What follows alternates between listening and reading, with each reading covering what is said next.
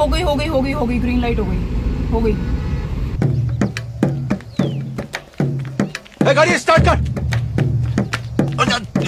चप्पल छोड़ के हम first hi everyone, welcome back to my YouTube channel and video. This is Akanksha. आज की वीडियो में हम कुछ गहरी बातें करने वाले हैं जो कि लाइफ से रिलेटेड होगी, अपनी आइडेंटिटी से रिलेटेड होगी। वो चीज़ें जो कुछ पीछे छूट गई हैं, हमारे पास पहले थी अब नहीं है, उसके बारे में होगी।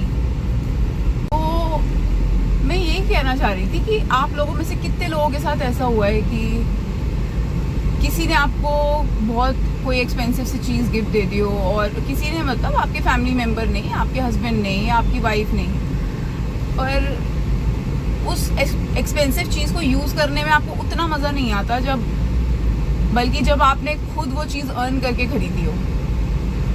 ऐसा होता है कि आप लोगों में से किसी के साथ, मतलब मेरे साथ तो ऐसा होता है। ये वैसे बहुत भयंकर बात है सोचने में, क्योंकि कोई कहेगा कि यार क्या, एक तो तुम्हें मिल रही हैं चीज़ें, और मिल रही हैं क्या, मतलब तुम्हारी ही है, तुम्हारा रिलेशन है, तुम लोग आपस में। क्योंकि देखो दुनिया में भाई हर रिलेशन गिव एंड टेक पे होता है। ये तो बात आपको माननी पड़ेगी।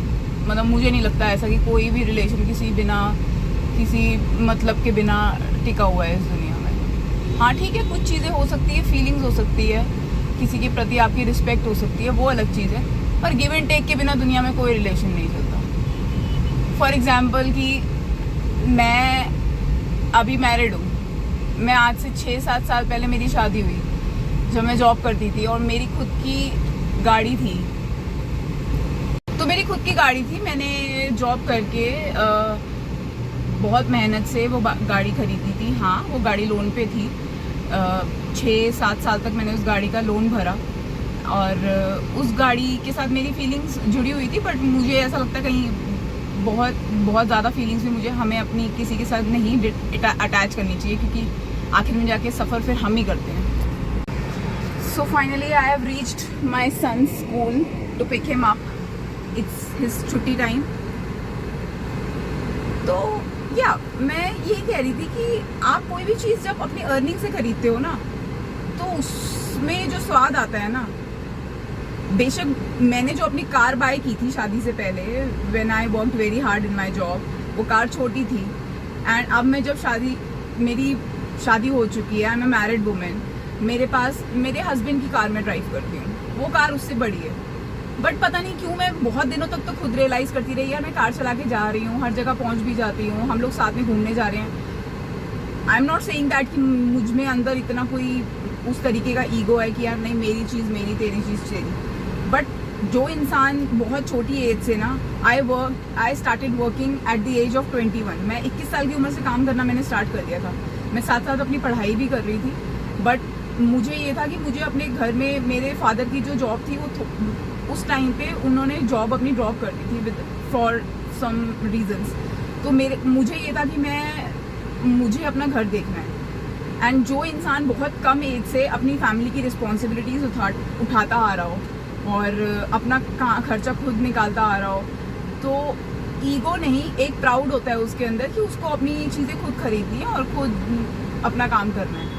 तो बेशक शादी के बाद मुझे सारी चीज़ें, आई एम मतलब happy with everything, but not in my ego. मुझे बस ये लगता है कि जो खुशी मुझे अपनी कार चलाने में आती थी ना, और जो खुशी मुझे अपनी वो सस्ती सी स्लीपर्स पहनने में आती थी, और मैं उन स्लीपर्स को इतने अच्छे से मेंटेन करती थी, वो मज़ा मुझे अभी, मैं अगर कोई महंगी स्लीपर्स भी खरीदूँ ना और कोई भी कार ड्राइव कर लूँ, वो मज़ा नहीं आता मुझे।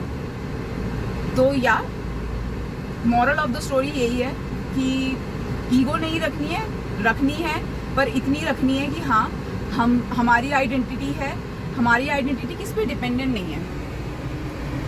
डिपेंडेंट इन द सेंस, अगर हम कहीं जा रहे हैं, स्पेशली गर्ल्स के लिए, अगर हम कहीं जा रहे हैं, ऐसा बहुत बार होता है कि आपके हस्बैंड की तरफ देख देख के बात कर रहे हैं सब, आपको हेलो कर रहे हैं, लेकिन हेलो हाय कर रहे हैं, बट वो उतना रिस्पॉन्स नहीं आ रहा। जब आप अपने ग्रुप में होते थे और आप अपने कॉन्टैक्ट्स के बीच में होते थे, आप अपना काम करते थे, उनके बीच में होते थे, वो पहचान जो आपको वहाँ मिलती थी ना, वो पहचान आपको कहीं नहीं मिलेगी। जब तक आप अपना काम खुद नहीं करोगे ना और अपनी मेहनत की रोटी नहीं कमाओगे, वो पहचान और वो इज्जत आपको कभी नहीं मिलेगी। मोस्ट इम्पॉर्टेंटली ना, चीज़ें आपको अपने बच्चों के लिए भी करनी पड़ेगी कि वो आपको देख के प्राउड हो कि हाँ मेरी मम्मा भी कुछ करती है या मेरी मम्मा का ये ऑक्यूपेशन है, कुछ भी, मतलब ताकि आपके बच्चे भी आप पे प्राउड हो और आप उनको चीज़ें बाय करके दो। ना कि ये कहना, मैंने तो ज़्यादातर अपनी लाइफ में ये सुना है मेरी मम्मी को बोलते हुए कि आप मतलब हाँ पापा आएंगे दिला के देंगे। तो ये पापा आएंगे दिला के देंगे से ना, ये जो स्टेटमेंट है मुझे थोड़ी सी दिक्कत नहीं है, मतलब मुझे ऐसा लगता है कि हमें खुद इतना सक्षम होना चाहिए कि हमें किसी के होने ना होने से उतना फ़र्क नहीं पड़ना चाहिए कि हम बिल्कुल परेशान हो रहे हैं कि अगर कोई नहीं है तो हमें अगर कोई चीज़ अपनी लाइफ में चाहिए, कोई भी चीज़ की ज़रूरत है, मार्केट से कोई चीज़ खरीदनी है या कहीं जाना है तो हम डिपेंडेंट है किसी पे। तो ये चीज़ है। बाकी अगर अपने कोई थॉट्स आपको शेयर करने हैं, आपको कब लाइफ में ऐसा लगा कि आपकी कोई चीज़ आपसे छूट गई है, आपको उसकी याद आती है या आप मेरे थॉट से सहमत हो नहीं हो, आप वो मुझे कमेंट सेक्शन में बता सकते हो। नेक्स्ट वीडियो में जल्दी मिलते हैं। Thank you so much for watching.